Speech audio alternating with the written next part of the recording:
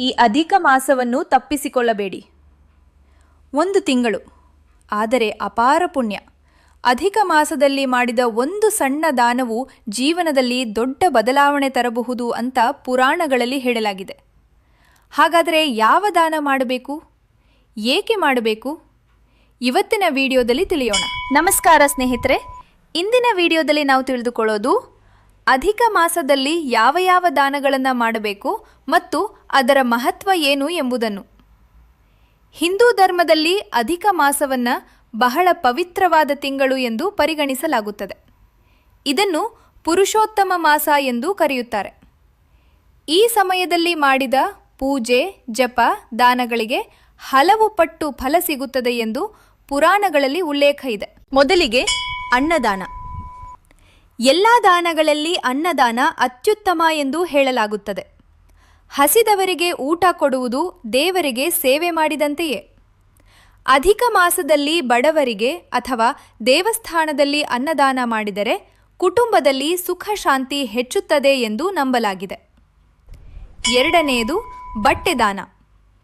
ಬಡವರಿಗೆ ಹೊಸ ಬಟ್ಟೆ ಅಥವಾ ಉಪಯೋಗಿಸಬಹುದಾದ ಒಳ್ಳೆಯ ಬಟ್ಟೆಗಳನ್ನು ದಾನ ಮಾಡುವುದು ಬಹಳ ಶುಭಕರ.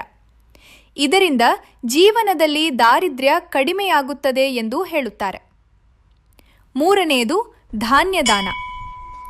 ಅಕ್ಕಿ, ಬೇಳೆ, ಗೋಧಿ ಹೀಗೆ ಆಹಾರ ಧಾನ್ಯಗಳನ್ನು ಅಗತ್ಯವಿರುವವರಿಗೆ ನೀಡುವುದು ಮಹಾಪುಣ್ಯ. ಇದು ಮನೆಯಲ್ಲಿನ ಅನ್ನದ ಕೊರತೆಯನ್ನು ದೂರ ಮಾಡುತ್ತದೆ ಎಂಬ ನಂಬಿಕೆಯಿದೆ. 4ನೇದು ನೀರಿನ ದಾನ. ಬೇಸಿಗೆಯ ಸಮಯದಲ್ಲಿ ದಾಹಗೊಂಡವರಿಗೆ ನೀರು ನೀಡುವುದು ತುಂಬಾ ಪುಣ್ಯದ ಕೆಲಸ. ಸಾಧ್ಯವಾದರೆ ರಸ್ತೆ ಬದಿಯಲ್ಲಿ ನೀರಿನ ವ್ಯವಸ್ಥೆ ಮಾಡಬಹುದು. 5ನೇದು ಧಾರ್ಮಿಕ ಪುಸ್ತಕ ದಾನ. ಭಗವದ್ಗೀತೆ, ರಾಮಾಯಣ ಅಥವಾ ದೇವರ ಪುಸ್ತಕಗಳನ್ನು ದಾನ ಮಾಡಿದರೆ ಜ್ಞಾನದಾನ ಮಾಡಿದಂತಾಗುತ್ತದೆ. ಇದು ಅತ್ಯಂತ ಶ್ರೇಷ್ಠ ದಾನಗಳಲ್ಲಿ ಒಂದು. 6ನೇದು ದೀಪದಾನ. ದೇವಸ್ಥಾನದಲ್ಲಿ ಅಥವಾ ದೇವರ ಮುಂದೆ ದೀಪ ಹಚ್ಚುವುದು ಮತ್ತು ಎಣ್ಣೆ ಅಥವಾ ತುಪ್ಪ ದಾನ ಮಾಡುವುದು ಮನೆಯಲ್ಲಿ ಶಾಂತಿ ಮತ್ತು ಸಕಾರಾತ್ಮಕತೆ ತರುತ್ತದೆ ಎಂದು ಹೇಳಲಾಗುತ್ತದೆ. ಸ್ನೇಹಿತರೆ, ದಾನ ಮಾಡುವಾಗ ಒಂದು ವಿಷಯ ನೆನಪಿರಲಿ. ದಾನ ದೊಡ್ಡದ ಸಣ್ಣದ ಎಂಬುದು ಮುಖ್ಯವಲ್ಲ. ನಾವು ಶುದ್ಧ ಮನಸ್ಸಿನಿಂದ ಮಾಡುತ್ತಿರುವುದೇ ಮುಖ್ಯ. ಅಧಿಕ ಮಾಸದಲ್ಲಿ ಸಾಧ್ಯವಾದಷ್ಟು ವಿಷ್ಣು ದೇವರ ಪೂಜೆ ಮಾಡಿ, ಓಂ ನಮೋ ನಾರಾಯಣಾಯ ಜಪ ಮಾಡಿ ಬಡವರಿಗೆ ಸಹಾಯ ಮಾಡಿ. ಇವು ಜೀವನದಲ್ಲಿ ಒಳ್ಳೆಯ ಫಲಗಳನ್ನು ತರುತ್ತವೆ ಎಂದು ಪುರಾಣಗಳಲ್ಲಿ ಹೇಳಲಾಗಿದೆ.